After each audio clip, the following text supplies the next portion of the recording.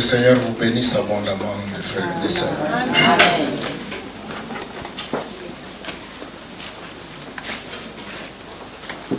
L'apôtre Paul, nous pouvons nous rappeler qu'il a prié pour les Éphésiens. Et c'est une importance pour nous que nous ayons la révélation de la sagesse et de l'intelligence de Dieu. La vie avec Dieu peut commencer par une recherche, peut être suivie par un apprentissage, peut être même fortifiée par une connaissance, mais son point le plus culminant qui nous aide à atteindre toutes les volontés de Dieu, c'est arriver à la révélation de Dieu. Bien connaître et bien comprendre qui est Dieu, bien connaître et bien comprendre quelle est la volonté de Dieu. Est-ce qu'il est venu pour nous détruire ou pour nous faire du bien? Est-ce qu'il est venu pour nous détruire, pour nous appauvrir ou bien pour nous enrichir? Est-ce que ce qu'il nous demande de faire est un fardeau ou bien un privilège? Pourquoi même se donner à Dieu? Pourquoi même s'attacher à Dieu? Pourquoi Dieu ne nous laisse pas libres de nous attacher aux choses de notre naissance, aux choses que désire notre cœur, aux choses du monde? Pourquoi nous pourchasser de cette façon?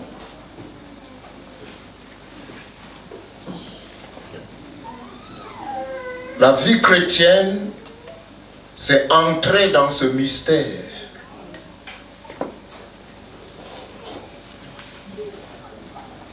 Et c'est parvenir à percer ce mystère. Et non seulement le percer, mais le posséder.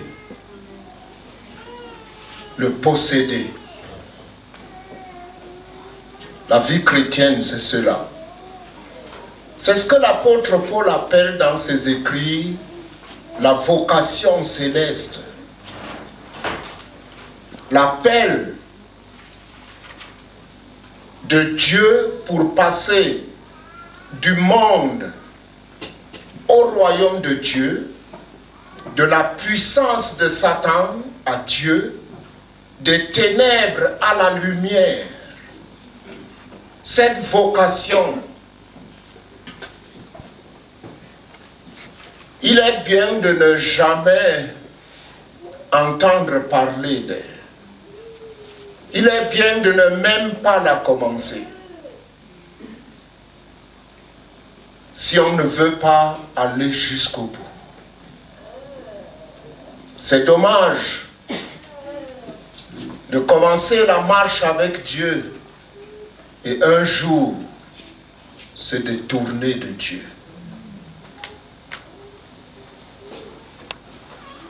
C'est pourquoi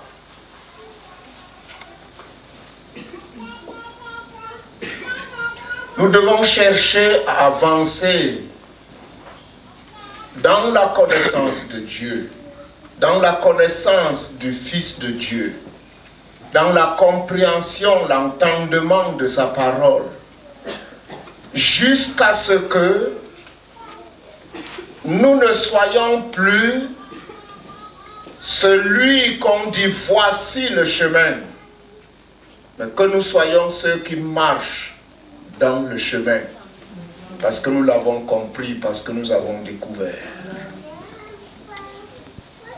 C'est pourquoi l'apôtre Paul a beaucoup prié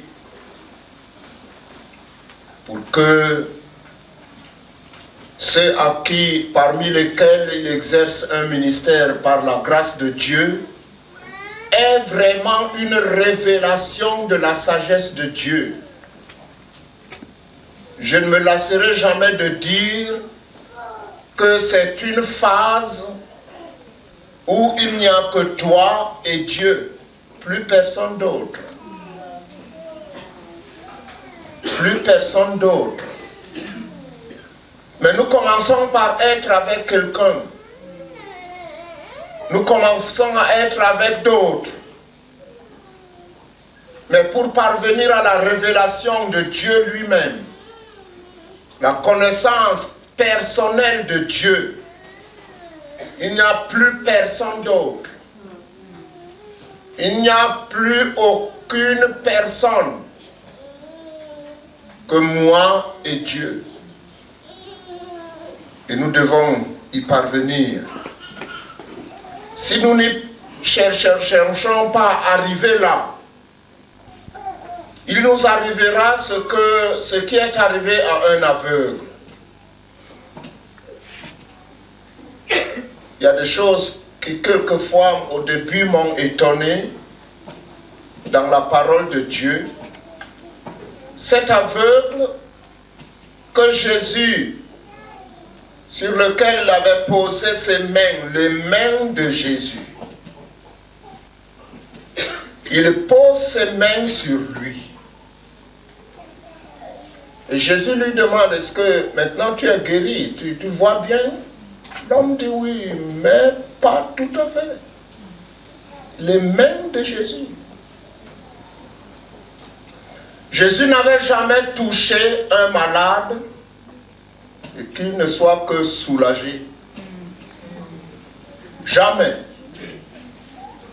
Jésus n'a jamais dit une parole sans que le miracle s'accomplisse complètement. Mais c'est drôle que ce jour-là, cet aveugle qui a eu les mains de Jésus sur lui n'a pas pu voir clair. Il dit à Jésus, oui, ça va, mais je sais que c'est des hommes, mais c'est comme des arbres. Jésus ne lui a pas dit, mais écoute, tu me fais honte. Il a posé pour la deuxième fois ses mains.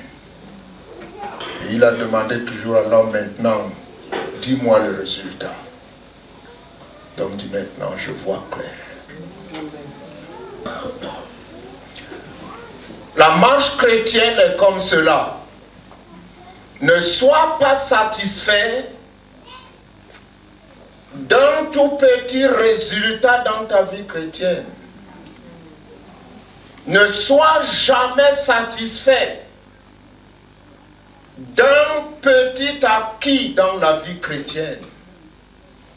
Ne t'enorgueillis jamais d'un certain niveau atteint. Parce que tu ne sais pas la longueur du chemin qu'il te reste à parcourir. Le prophète Élie, cet homme courageux, qui venait de tuer 450 prêtres de Baal, avec un miracle extraordinaire. Le feu qui tombe du ciel par une prière de quelques secondes. Et à cause de cela, sa renommée se répand jusqu'à arriver au palais du roi. Le lendemain, quand la femme du roi est là, Jézabel lui raconte tout. Et Jézabel dit, oui, toi tu es stupide.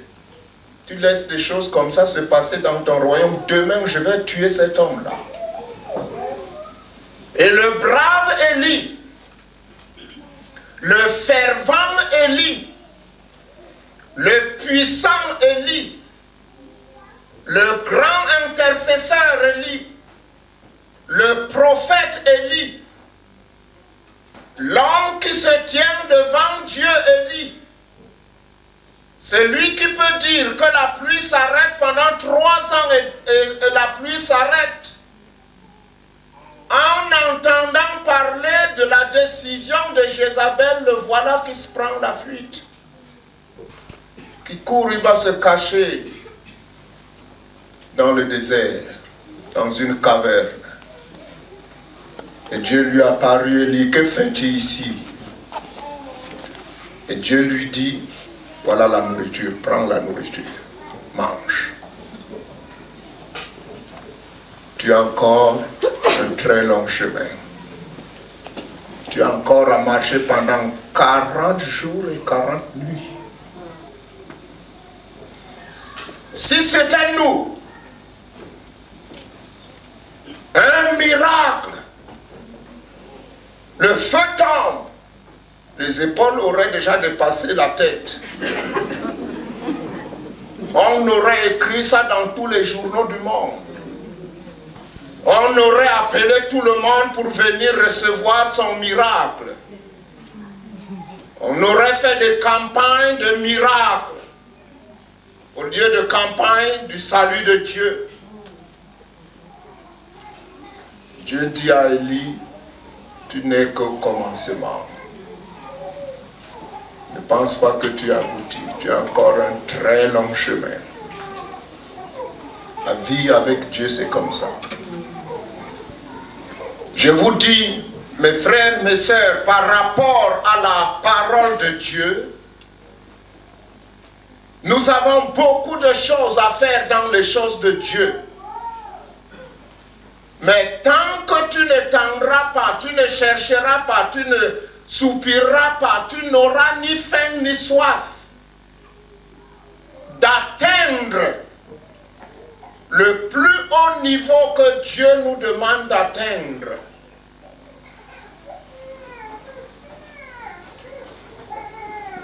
Il te sera difficile d'avancer. Tu tourneras en rond. Vous savez, le peuple d'Israël est sorti d'Égypte. À la sortie, c'est Dieu lui-même qui marchait devant le peuple. Une colonne de feu la nuit, la même colonne de nuée le jour. La Bible dit que chaque fois que la colonne s'arrêtait, tout le peuple s'arrêtait. Même s'il restait là, la colonne restait là une semaine, il campait pendant une semaine.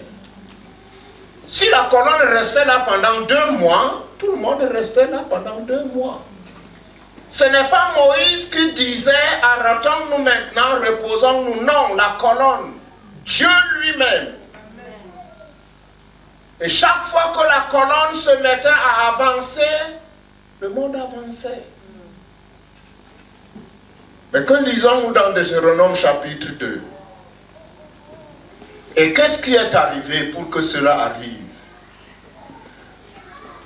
Il est donc arrivé ceci, qu'à un certain moment, la colonne a disparu. Moïse et Aaron conduisaient le peuple. Deutéronome chapitre 2. Moïse dit à Aaron, depuis que je ne vous conduis plus, mais que fais-tu? Vous tournez longtemps autour de cette montagne. Moïse, Aaron, ces hommes choisis par Dieu, ils s'appelaient même les conducteurs du peuple. Mais quand ils ont pris maintenant la position de conduire, on tournait en rond. C'est Deutéronome chapitre 2. Vous pouvez lire. Parce que je sais que vous n'avez presque jamais lu ça.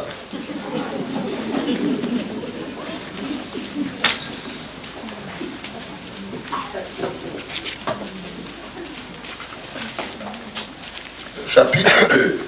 Nous nous tournâmes et nous partîmes pour le désert par le chemin de la mer Rouge, comme l'Éternel me l'avait ordonné. C'est Moïse qui dit. Nous suivîmes longtemps les contours de la montagne de Séhir. l'Éternel me dit à moi, Moïse, vous avez assez suivi les contours de cette montagne. L'Éternel lui dit, mais Moïse, quand moi, la colonne de feu et de nuée, il n'y avait pas cette perte de temps. On ne tournait pas en rond. Depuis que toi, Moïse, et Aaron vous conduisez, vous ne faites que tourner autour. Vous ne faites que tourner autour. Tournez autour. Vous avez assez suivi le contour de cette montagne. C'était la montagne, ce n'était pas la vallée. Tu peux tourner longtemps autour d'une réussite, d'une bénédiction, d'un exaucement de prière. Tu penses que c'est ça le diplôme de la vie éternelle. Tu passes tout ton temps à rendre témoignage pour une chose que Dieu a faite il y a 10 ans et aujourd'hui n'a plus rien fait. Tu ne parles que de ce qu'il a fait il y a 10, 20 ans.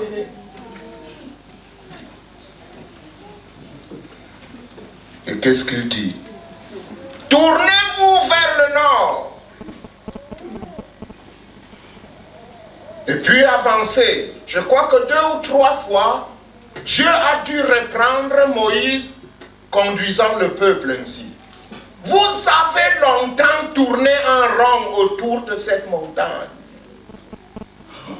La montagne dans les choses de Dieu est quand même l'image d'une bénédiction, d'une bonne chose. Ce n'est pas comme la vallée qui est l'image de la malédiction, de ce qui est inférieur. Mais c'est très grave de tourner en rond.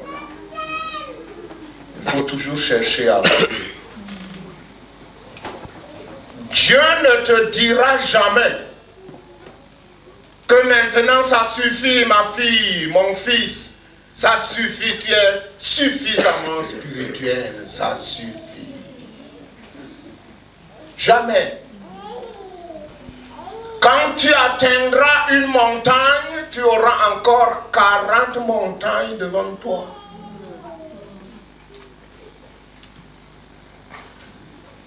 Et c'est pourquoi il nous faut la révélation de Dieu, la sagesse de Dieu. Parce que même quand nous pouvons être avec les hommes, ils sont limités comme nous. Ils peuvent nous aider à aller jusqu'à un certain niveau, mais quand le carburant est fini dans le moteur, que fait la voiture? Elle s'arrête. Elle s'arrête. L'homme, c'est l'homme. Dieu, c'est Dieu. Amen. Et nous ne sommes pas venus pour croire à l'homme. Nous ne sommes pas venus pour nous attacher à l'homme. Dieu peut utiliser n'importe quel homme et il peut t'utiliser toi pour aider tel autre à avancer. Mais tu n'es qu'un homme. Amen. Et tu n'es qu'une femme. Amen.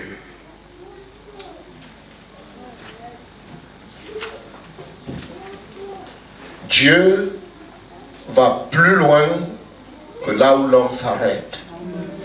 D'ailleurs, le miracle, qu'est-ce que le miracle? Le miracle, c'est tout ce que l'homme ne peut pas faire. La Bible dit, ce qui est impossible aux hommes est possible à Dieu. Ça veut dire que tout ce qui est possible à l'homme, il peut le faire. Il peut le faire.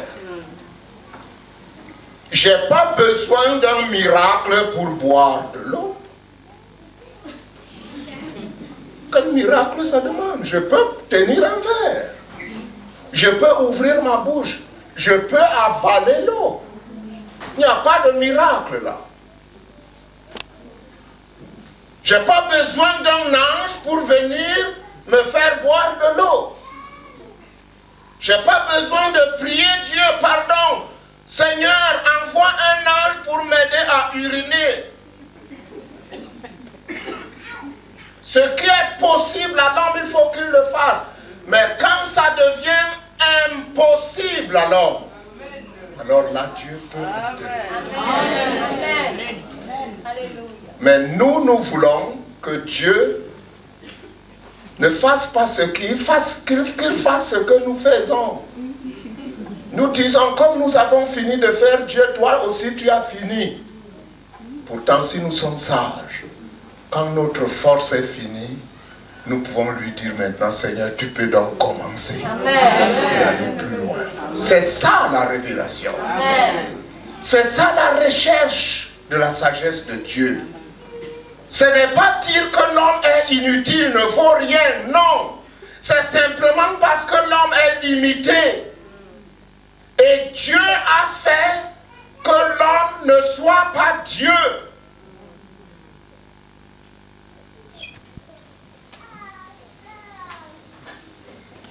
Dans le jardin d'Éden, c'est là où Satan a commencé par chercher à dévier l'homme de la grâce de Dieu.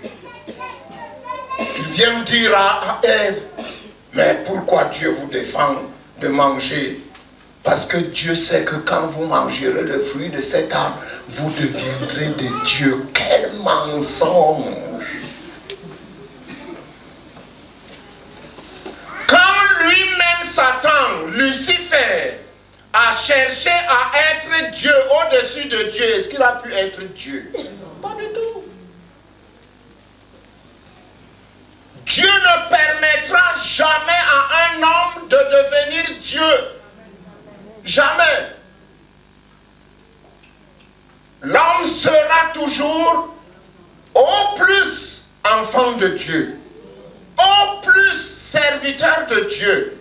Et l'apôtre Paul, lui, il dit encore d'autres titres, esclave de Dieu.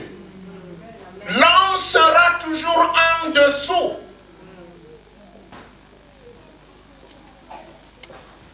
Et si tu veux marcher avec Dieu, tu peux commencer à marcher avec l'homme. Mais quand l'homme s'est arrêté, alors demande à Dieu maintenant, je veux continuer avec toi. Ne t'arrête pas où l'homme s'est arrêté. Ne t'arrête même pas où toi-même tu t'arrêtes. Parce que la révélation, c'est au-delà de toi. Ceci ne concerne pas seulement le pasteur. Ce n'est pas parce que le pasteur ne peut pas t'aller plus loin. Il est limité. Toi-même, tu es extra limité. Extrêmement limité. Je peux dire que le pasteur se débrouille même un peu. Mais toi, tu es extrêmement limité.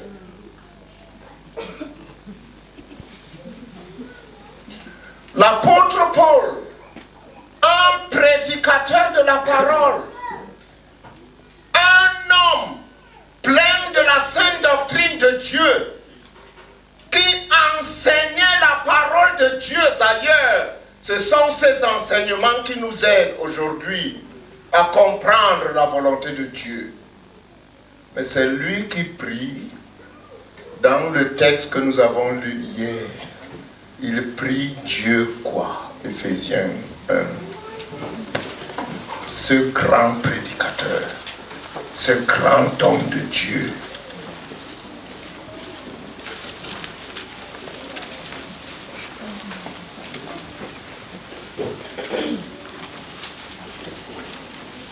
Chapitre 1, verset 15. C'est pourquoi moi aussi, ayant entendu parler de votre foi au Seigneur Jésus et de votre amour pour tous les saints, je ne cesse de rendre grâce pour vous.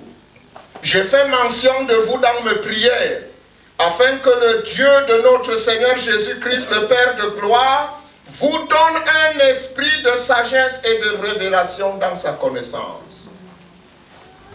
Moi, je me dis que même si je suis un apôtre, mais en voyant le ministère de Paul, je ne sais pas quelle sorte d'apôtre moi je suis. Je crois que je suis peut-être de la 6e, la 7e ou la 12e catégorie après Paul. extraordinaire. Un homme qui a marché avec Dieu, qui a compris les profondeurs des mystères de Dieu. Mais c'est lui qui dit à Dieu, tout le ministère que je peux exercer pour ces hommes ne suffit pas. Toi-même, révèle-toi à eux. Toi-même, conduis-les plus loin que moi je suis arrivé. Conduis-les à la révélation de ta sagesse à toi, Dieu. La vie chrétienne, ce n'est pas moindre que cela. C'est pas moindre que cela. C'est ça la vie chrétienne. C'est ça la marche avec Dieu. Parvenir à être un homme, une femme de révélation. Sachez mes frères, mes sœurs, que nous sommes un peuple de révélation. Nous ne sommes pas un peuple seulement de connaissances. Nous ne sommes pas seulement un peuple instruit. Le peuple de Dieu dans ce monde est un peuple de révélation. Nous sommes plus que tous les magiciens du monde. Amen. Nous sommes plus que tous les sorciers. Amen. Nous sommes plus que tous ceux qui cherchent n'importe quelle forme de mysticisme. Amen. Nous sommes au-delà de cela. Amen. Dans Éphésiens, il est dit, il nous a fait asseoir dans les lieux célestes. Amen. C'est pourquoi nous devons y être. C'est pourquoi nous devons être là. Jésus a prié, ils sont dans le monde, mais ils ne sont pas du monde. Ils sont alors d'où? Ils sont dans le monde, mais ils ne sont pas du monde. Ils sont d'où alors? Il faut que tu saches d'où tu es. Si vraiment tu n'es pas du monde, tu es d'où alors? Ne t'attends pas. Sois sûr de là où tu es. Visiblement, physiquement, on doit nous voir dans le monde. Mais nous ne sommes pas du monde. Nous ne sommes pas là.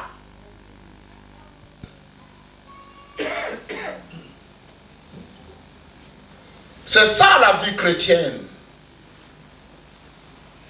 C'est plus que être dans un culte. C'est plus que être membre d'une église. C'est plus que se vanter de connaître la parole de Dieu. C'est plus que cela.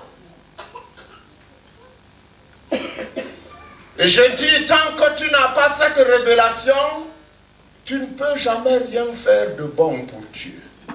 Rien de bon. Revenons un peu en arrière. Dieu, pour son œuvre parmi les hommes, a toujours commencé par la révélation. Le premier homme que Dieu a commencé par saisir pour marcher avec lui, Abraham. Abraham n'était pas croyant. C'était un homme naturel. Dieu a dû apparaître à Abraham. La marche d'Abraham avec Dieu a commencé par une apparition, une révélation.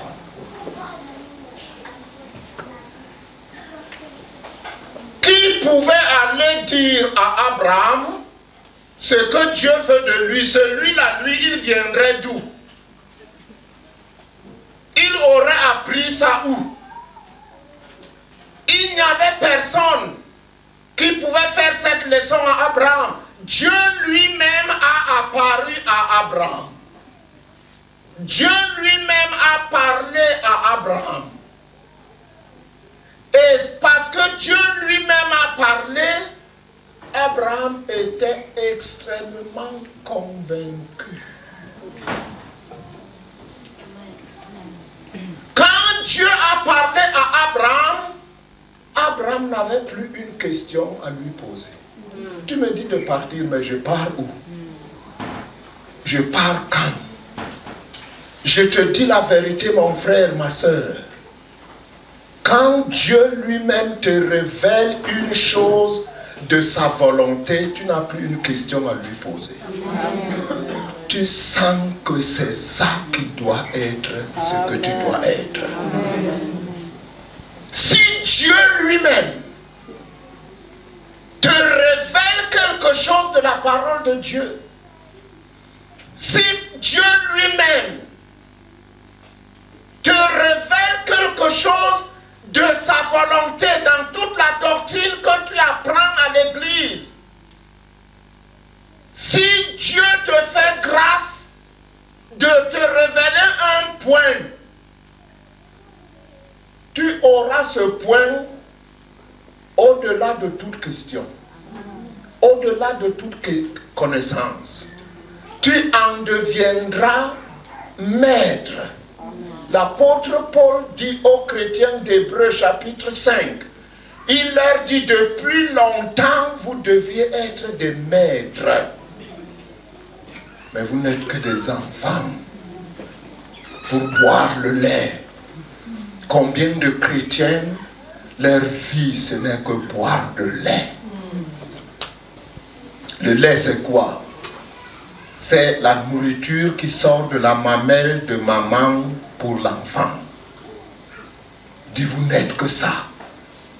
Vous êtes toujours seulement au niveau de ce que l'homme vous donne.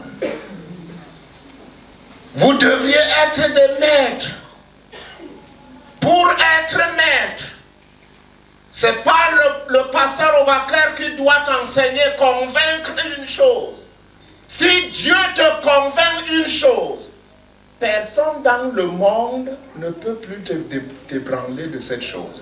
Amen. Personne. Cette chose va s'enraciner en toi et Dieu va te donner la capacité et la force de rester ferme dans cette chose, même si le monde entier bouge. Tu peux oublier l'enseignement de ton pasteur. Oui. Tu peux même le discuter. C'est pourquoi nous devons aspirer à cela, mes frères, mes sœurs. Nous devons aspirer. Quelque part, l'apôtre Paul enseigne aux chrétiens d'être inébranlables.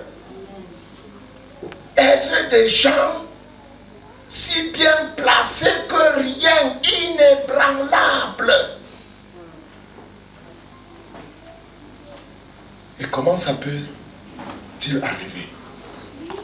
Inébranlable. Qu'aucune tentation de n'importe quoi ne peut dévier.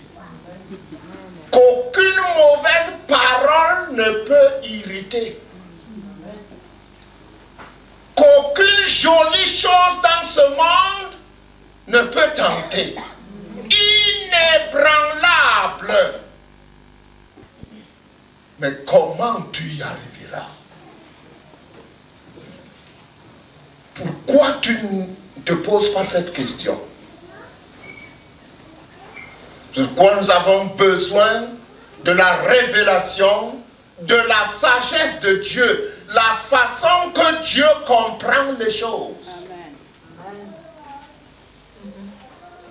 Amen.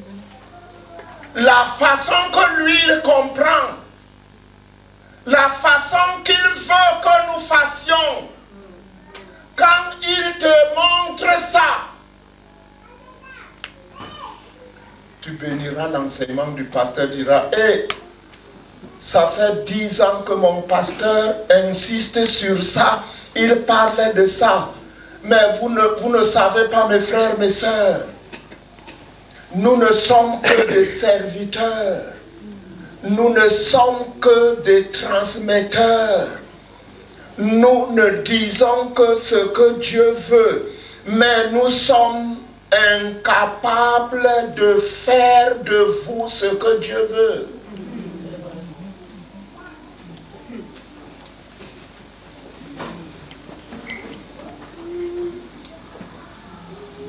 pouvons pas. Je ne peux pas faire de toi un saint. Je ne peux pas t'aider à abandonner l'adultère. Je ne peux pas. Je peux te prêcher, t'enseigner des thèmes très forts. Tu peux les comprendre. Mais je ne peux pas te transformer. C'est pourquoi, comme disait le pasteur, des centaines d'enseignements ont déjà été dans cette église à tes oreilles. Si les prédications ont la puissance de te changer, tu serais un ange, même avec les ailes blanches. Tu serais un ange. Tu serais un ange. Mais pourquoi ça arrive comme ça? On prêche, on prêche, on prêche. Tu es toujours comme tu es. Et quand on prêche, tu regardes le pasteur comme si tu comprends. Et rien. Parce que le pasteur, c'est ça, c'est sa limite. Sa limite, c'est te dire. Mais il ne peut pas te transformer. Il ne peut pas te changer. Il ne peut même pas te convaincre.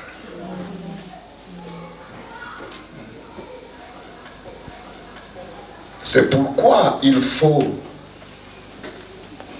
supplier Dieu. Oui, l'apôtre Paul prie pour les Éphésiens. Mais toi-même, tu dois prier Dieu. Tu dois le supplier. Dis-lui que tu as un cœur de pierre. Tu es dur d'entendement.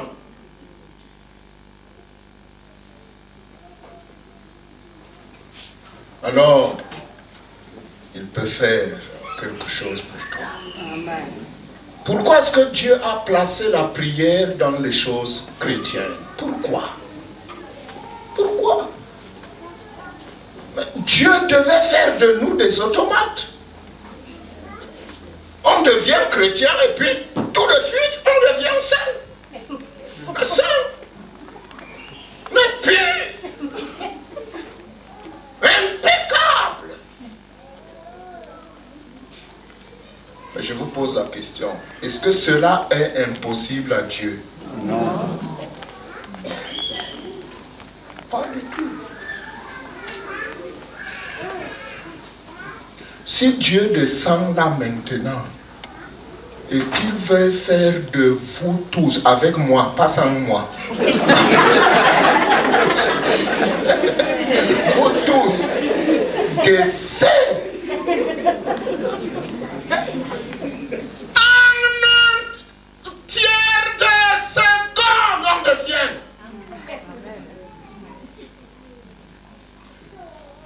Jésus a seulement tourné le regard pour voir Pierre. Est-ce qu'il lui a même parlé? Ça a transformé Pierre. Ça l'a fait couler de larmes. Ça l'a convaincu de péché, de jugement, de justice. Et il s'est transformé. Et il est devenu un homme bouillant. Rien que. Il ne lui a pas prêché. La prédication, c'est pour nous. Mais la transformation, c'est lui. Amen. La transformation, c'est lui. Amen. Il l'a seulement regardé. Il a seulement regardé. Pierre, le peureux, l'homme là qui se chauffe, et une fille lui dit, tu es aussi un homme. Il dit, non, non, non, je ne connais pas cet homme, ne m'apporte pas cette misère sur moi. Je ne connais pas cet homme. C'est lui qui peut se tenir devant les Juifs et leur dire, c'est vous qui avez tué Jésus-Christ. Rien que par un regard. Amen. Si Dieu veut, mais par amour et par grâce, surtout par amour, il veut que nous fassions ça avec lui. L'apôtre Paul dit, nous sommes ouvriers avec Dieu.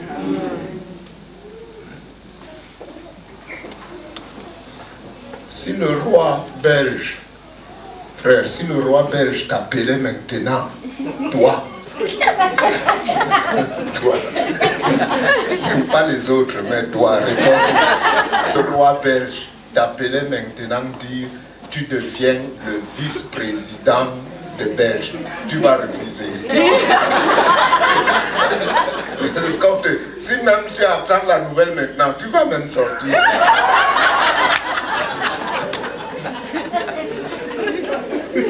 C'est ça Dieu. Il veut nous sauver, mais il veut nous emballer dans cette joie de cette œuvre qui sauve. Quel bonheur être chez soi et à l'information, tu entends que Monsieur Obakar Samuel devenu Premier ministre du Cameroun. Je prends l'avion demain. Mais je ne reste plus. Je ne reste plus. Je ne reste plus. Je vais demain. C'est ça Dieu. Et il faut me voir tout le long du voyage en avion. Un nommé Premier ministre. Je vais parler à tout le monde. La bouche va s'ouvrir. Je serai content. Ma démarche va changer. Toutes sortes de choses. Un Premier ministre. C'est ça le secret de Dieu. Il veut faire cette œuvre du salut avec nous. Et il sait que ça va nous créer de la joie. Amen. Ça va nous créer la paix. Ce n'est pas un fardeau. Amen. Il faut que Dieu nous révèle cela. Amen. Mais c'est pour cela qu'il nous demande de faire tout ce qui est dans la parole. Amen. C'est pour ça. C'est pourquoi il te demande de donner la dîme. Amen. Hein? Amen. Et il dit, hein, Dieu aime celui qui donne avec joie. Joie. Parce qu'il voit Dieu m'intègre dans son œuvre du salut. Amen. Dieu accepte que mon argent à moi travaille pour l'avancement du royaume de Dieu. Amen. Non pas de la prostitution, non pas de la politique, que mon argent aussi entre dans l'expansion du royaume de Dieu. Amen. Si nous comprenions ça, si nous comprenions ça, mais tant que nous les pasteurs, on enseigne ça, la bouche sera toujours comme ça. Jusqu'au jour où Dieu te révélera lui-même la bénédiction qui s'ensuit. Amen. Amen. J'ai prêché pendant près de 15 ans. Pendant près de 15 ans, je demandais aux chrétiens de donner la dîme. Et moi-même, je ne donnais pas. Oui,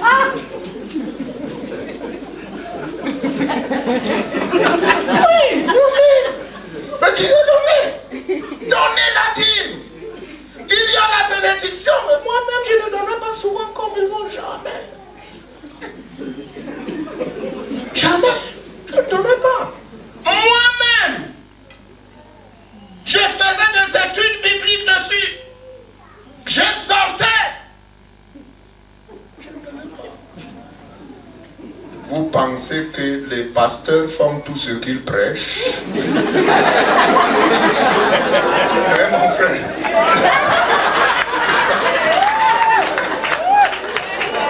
Disons la vérité.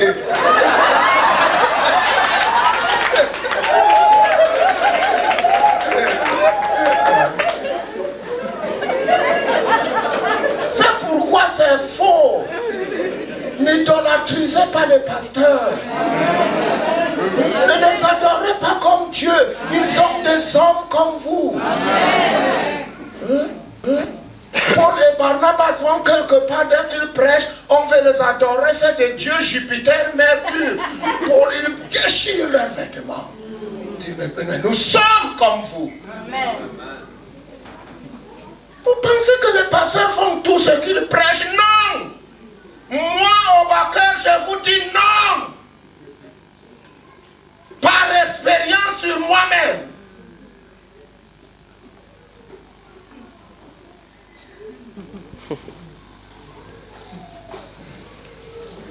Mais un jour,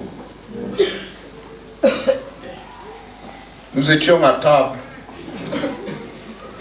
À midi, on mangeait. L'Esprit de Dieu m'oblige à ne pas manger, à me quitter la table et aller dans mon bureau.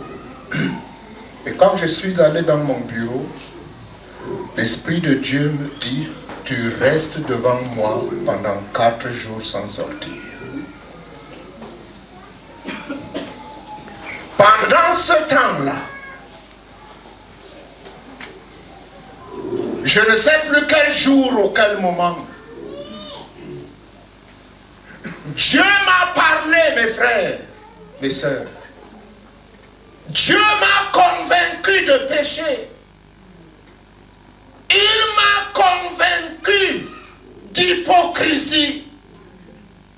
Et il a touché ce point d'argent sur ma vie.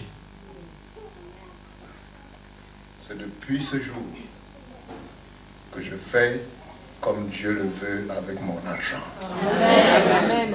Amen.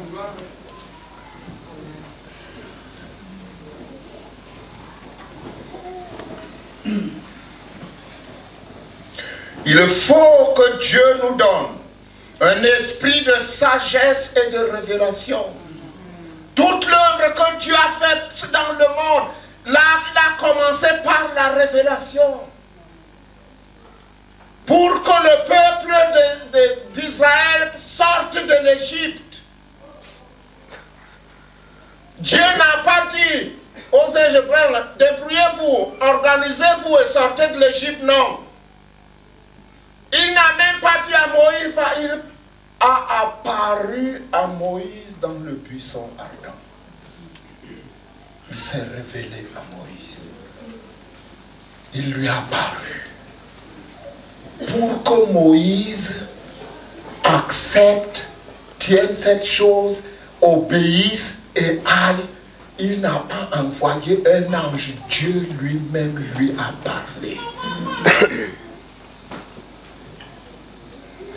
Et vous pourriez donner à Moïse n'importe quelle richesse du monde, même pour devenir le roi d'Israël, il vous refuserait. Il a été ce serviteur de l'Éternel, parce que Dieu lui a parlé. Avant que Dieu commence notre dispensation de la grâce avec Jésus-Christ, il a envoyé un ange qui a apparu à Zacharie pour la naissance de Jean-Baptiste. Et pour même que Jésus-Christ vienne, Dieu a apparu à une fille vierge. Dieu commence toujours tout par la révélation lui-même. Dieu est présent lui-même dans son œuvre. Nous ne sommes pas des dieux. Nous sommes des serviteurs de Dieu. Ouvriers avec Dieu, ça veut dire le pasteur Kiboudou qui conduit cette église est serviteur de Dieu, ouvrier avec Dieu, c'est-à-dire il travaille et Dieu aussi doit travailler.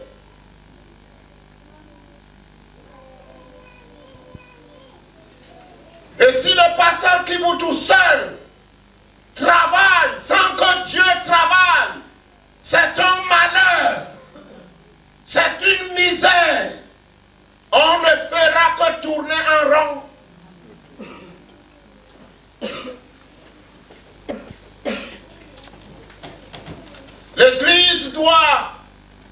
obéir à l'enseignement de ses serviteurs.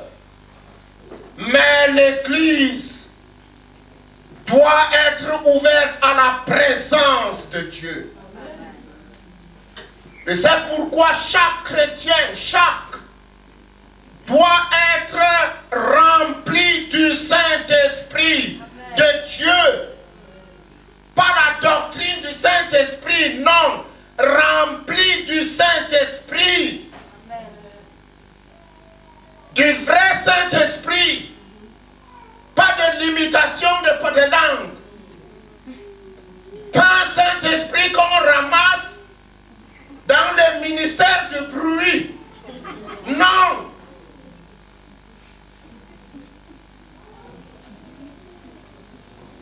Le vrai Saint-Esprit de Dieu, il faut qu'il soit présent. Dans Jean, Jésus dit, quand le Saint-Esprit viendra, il rendra témoignage et vous rendrez aussi témoignage. Amen. Nous devons être doubles. Nous devons servir Dieu pour vous, mais il doit être là. Il doit être là lui-même. Il doit parvenir à toucher chacun de vous. Il doit parvenir à se révéler à chacun de vous. Il dit dans les derniers temps, je répandrai mon esprit sur toute chair. Avec but. Non pas simplement pour la simple fantaisie d'envoyer le Saint-Esprit, avec un but. Vos fils et vos filles feront ça. Vos vieillards, ça. Vos serviteurs et les servantes, ça. Amen. Il faut ça. Sans quoi les 100 prédications dont parle le pasteur ici seront toujours lettres mortes.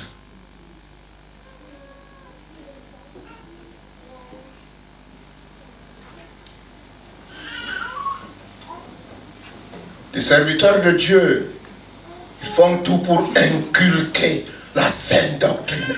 J'ai dit inculquer. Essayez de forcer. Ils cherchent toutes sortes de langages, toutes sortes de mots, toutes sortes d'expressions. Et souvent tout cela, pasteur Kiboutou, quelquefois ça ne fait rien. Tu as beau utiliser tout ton langage théologique. Ces gens sont comme ils sont. À moins que Dieu touche. À moins que Dieu touche. C'est pourquoi c'est très très important. C'est très important, mes frères et mes sœurs.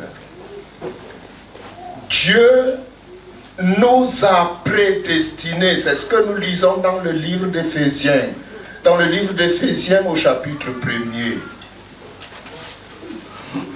Verset 4. En lui,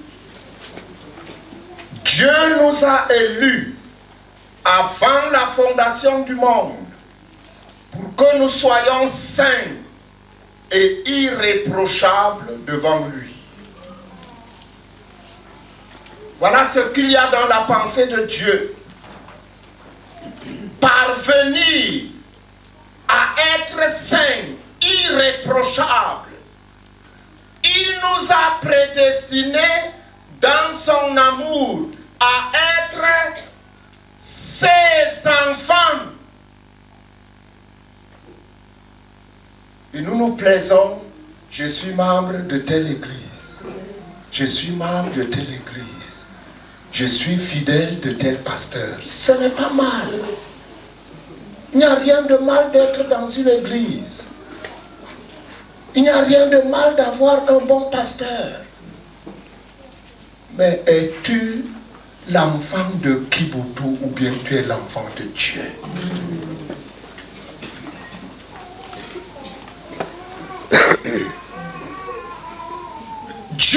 choisi que tu sois l'enfant de qui?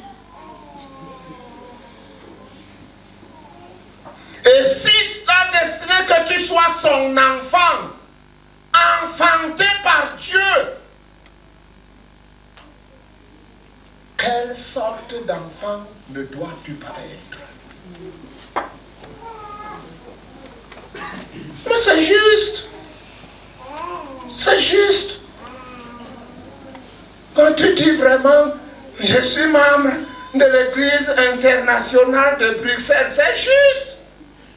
C'est pourquoi tu es faux comme tu es. Mais oui. C'est pourquoi tu es hypocrite comme tu es. C'est pourquoi tu ne soupires pas à être un enfant de Dieu. Tu portes un nom sans être. C'est l'hypocrisie. Un enfant de Dieu. Un homme, une femme enfanté par Dieu. Qui vit comme tu vis. Qui marche comme tu marches. Enfanté, accouché par Dieu.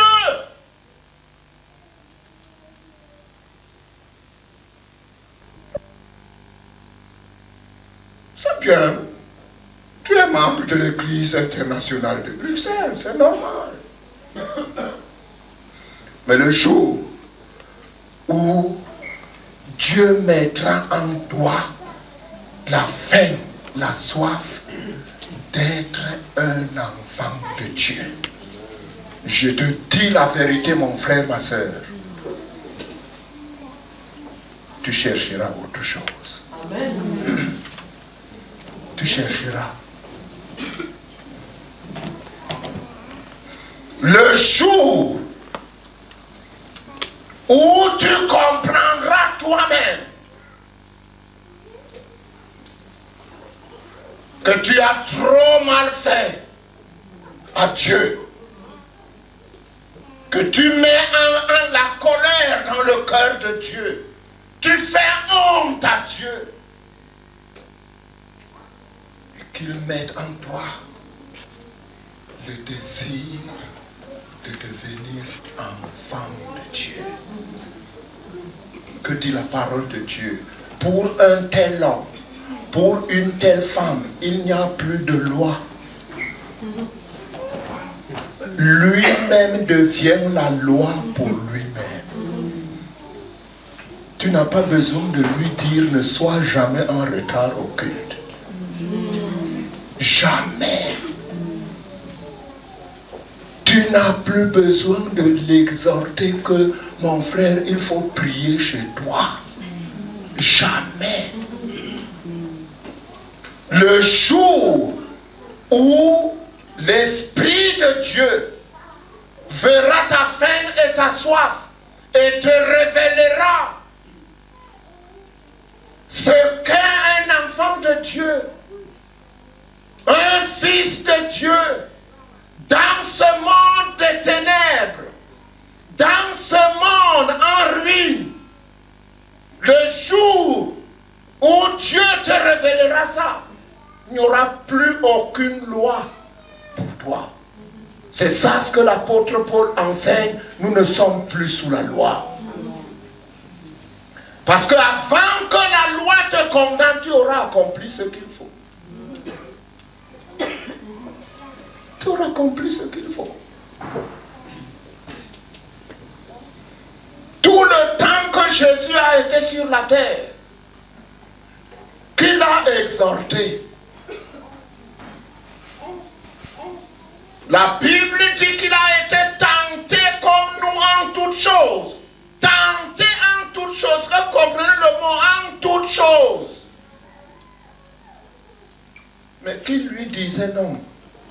Seigneur, ça ne fait pas ça. La seule chose que Pierre a voulu lui exhorter un jour, c'est de ne pas aller mourir sur la croix. Donc vraiment, Seigneur, toi, ne meurs pas sur la croix. C'est ce qu'un chrétien, un faux chrétien va te dire ici. Quand tu voudras manifester la vie pure, la vie sainte. Je te dirai, n'exagère. Toi, tu veux montrer que quoi? Tu veux montrer que toi, tu es quoi? Les gens ont dit à Jésus, mais descends de la croix. Mais le jour où tu auras la révélation que tu dois être un enfant de Dieu, le jour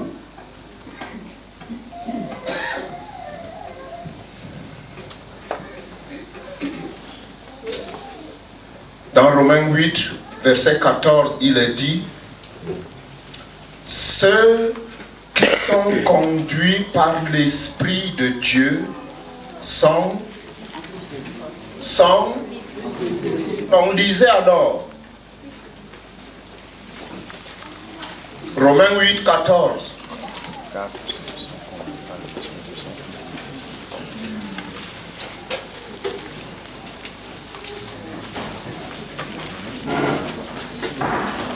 Il faut connaître ce verset dans ce chapitre avant de connaître les autres versets qu'on y récite souvent. Verset 14. Car tous ceux qui sont conduits par l'Esprit de Dieu sont fils de Dieu. Il y a un verset dans ce chapitre qu'on aime beaucoup. Verset 28. Nous savons du reste que toute chose concourt au bien de ceux qui aiment Dieu. C'est bien, il faut connaître aussi le verset 14. Ceux qui sont conduits par l'Esprit de Dieu. Ce n'est pas des gens qui ne viennent pas, ils sont aussi dans l'église.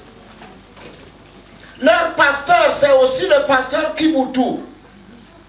Ils entendent aussi les prédications. Ils sont aussi membres de l'église internationale de Bruxelles.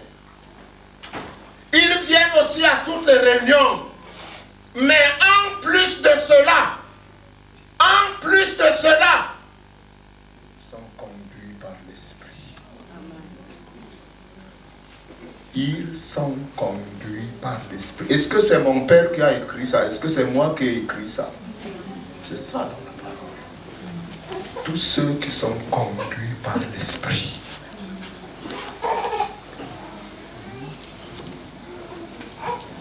Beaucoup de chrétiens sont conduits par leur mentalité.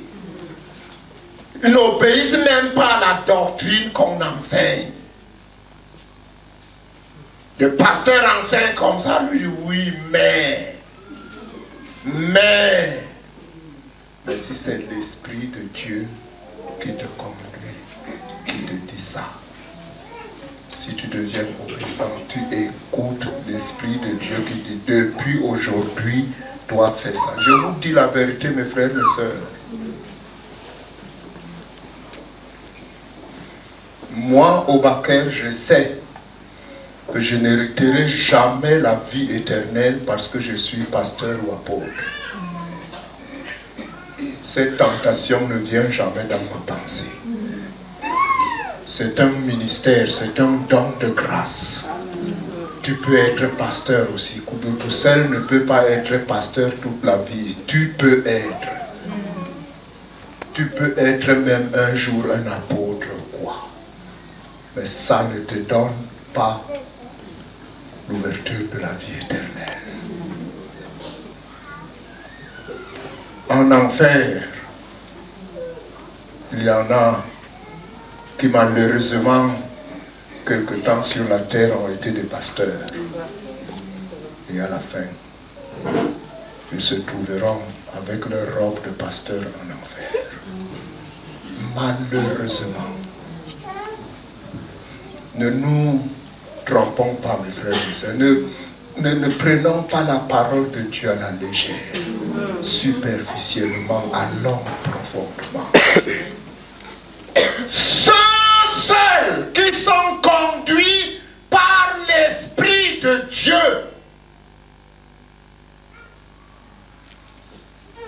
Ils entendent le même enseignement du pasteur. Ils suivent les mêmes séminaires. Ils assistent à toutes les conférences. Ils reçoivent tous les passagers, tout le monde. Ils suivent. Mais en plus de cela,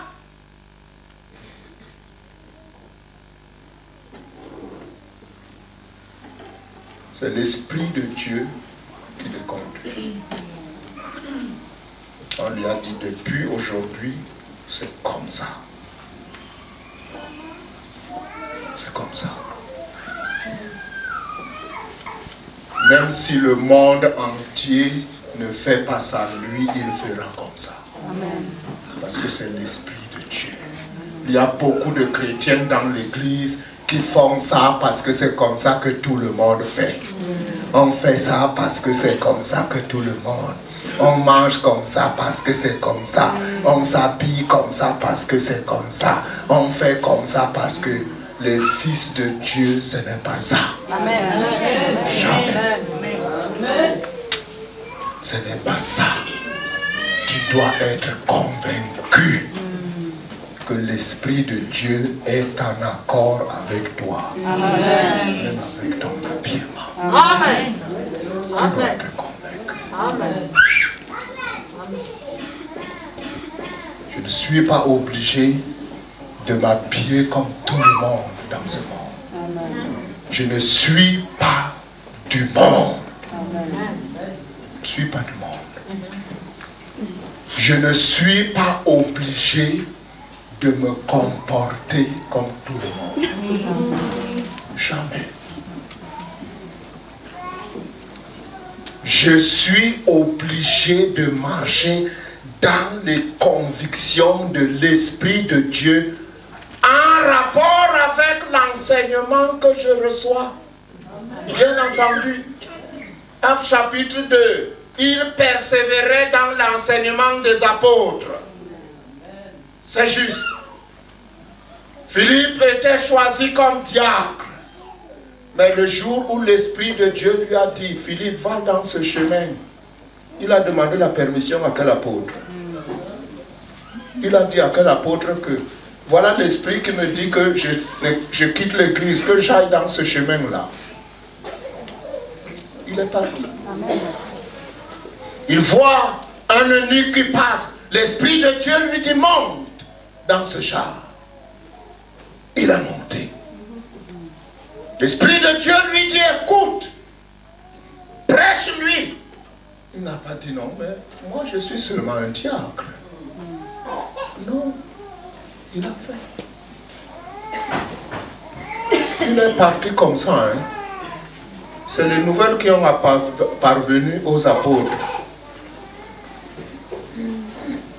Ceux qui sont conduits par l'Esprit de Dieu sont comme ça. Sont comme ça.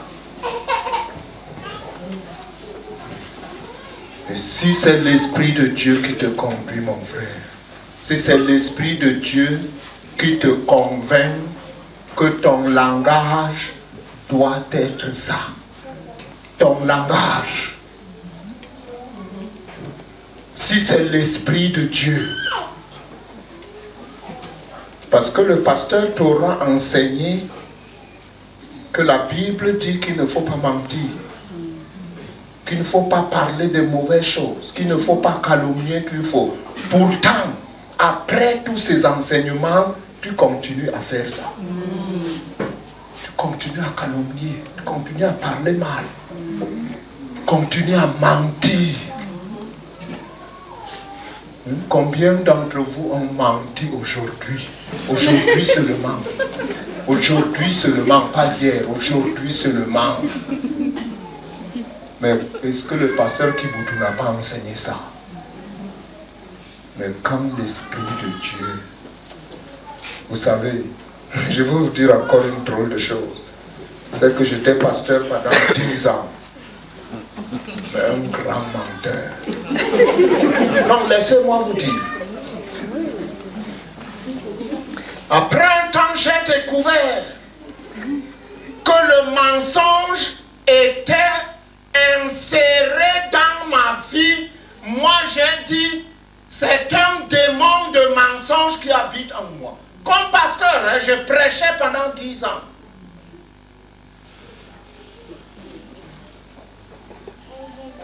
Et le mensonge venait facilement. Facilement. Tu peux douter, mon frère, mais c'est ça qui m'est arrivé.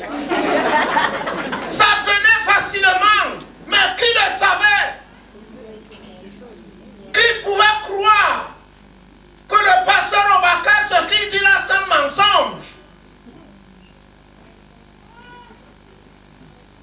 J'ai fait des efforts moi-même, j'ai dit non, vraiment, il ne faut plus que je mente.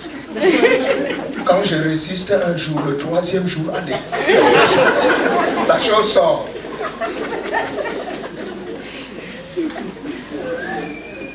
Je suis allé vers celui qui a la vie. Je vous dis la vérité, frère. Je n'ai pas honte de rendre ce témoignage. Je suis allé dire à Dieu, le mensonge qu'il y a dans ma vie, ce n'est pas un simple mensonge. Il y a un démon dans cette chose-là. Je ne sais pas combien de temps ça a pris, mais l'Esprit de Dieu m'a dit, c'est le combat de la foi. Amen. Et j'ai commencé. Je peux rendre gloire à Dieu. Je ne suis pas un homme parfait, mais je vous dis la vérité, que le Seigneur m'a délivré du mensonge, a enlevé ça de ma vie. Ça enlève ça. Moi-même, j'enseigne la doctrine. Je suis incapable de le faire.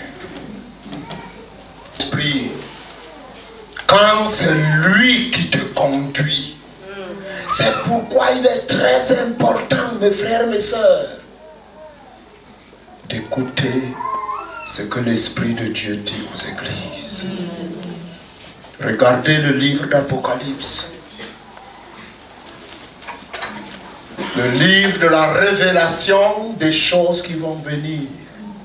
Mais pour commencer, les 7 lettres aux 7 églises. Et à la fin de chaque lettre, le Seigneur disait toujours, écoutez ce que l'Esprit dit aux églises. Pourtant, il y avait des serviteurs de Dieu dans ces églises. Dans ces églises. Mais qu'il y ait des serviteurs de Dieu lui-même, Ephésiens 4, 11, 12, il a donné les uns comme apôtres, prophètes, évangélistes, pasteurs et docteurs, en plus de tous les dons spirituels qu'il y a dans l'église. Mais il sait que malgré tout cela, à moins qu'il intervienne lui-même, il n'y a aucune transformation. Les serviteurs de Dieu enseignent, instruisent, mais Dieu seul a la puissance de transformer. Amen. La puissance de transformer. Et c'est pourquoi il doit travailler avec nous. Amen. Nous devons être ouvriers avec lui. Et toi, tu dois avoir l'oreille attentive à la voix de l'Esprit de Dieu. Combien, vous voyez comment vous êtes attentif à m'écouter. Mais fais la même chose pour l'Esprit de Dieu. Fais la même chose. Si tu es seulement attentif à écouter le pasteur Obakar, ça te mène où? Même pas à 25%. Même pas 25%. Exerce-toi aussi. Exerce-toi à écouter la voix de l'Esprit de Dieu. Exerce-toi. Tu dois entendre l'Esprit de Dieu. Tu dois comprendre. L'Esprit de Dieu est tout disposé à parler à chacun. Ce n'est pas le privilège des pasteurs. Ce n'est pas le privilège de quelques-uns dans l'église. Dieu est prêt à te parler d'une façon ou d'une autre. Exerce-toi à être tranquille. Exerce-toi à écouter la voix de l'Esprit.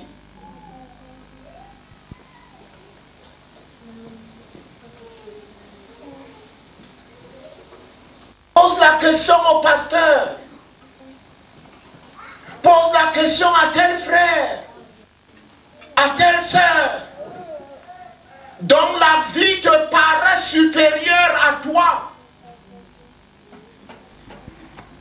La Bible dit, il nous faut imiter ceux qui par la foi et la persévérance parviennent aux promesses. Même dans la même église, tu peux découvrir que non, ce frère-là, je ne suis pas Dieu, mais je pense que ce frère me dépasse. Tu vas vers lui, mon frère. Est-ce que tu peux m'aider au niveau de la prière?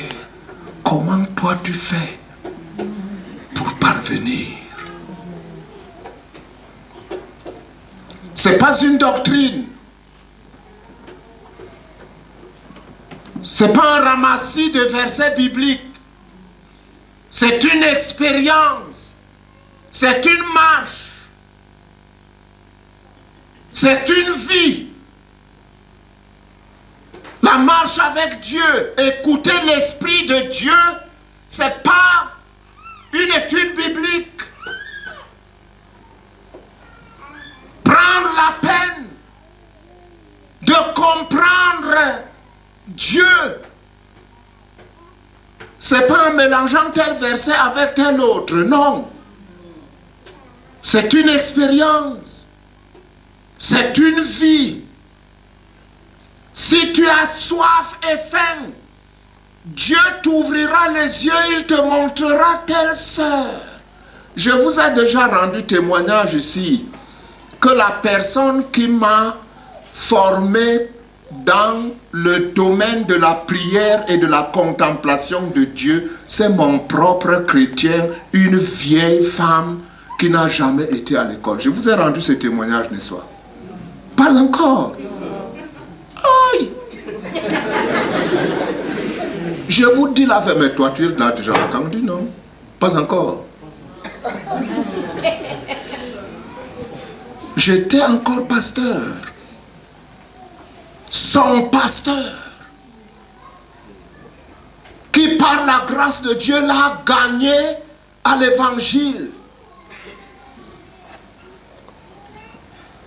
8 ans après, je découvre une nuit que cette vieille femme illettrée, sans rien, que même c'est l'église qui la gardait, qui lui avait construit une petite case, sans famille, sans rien.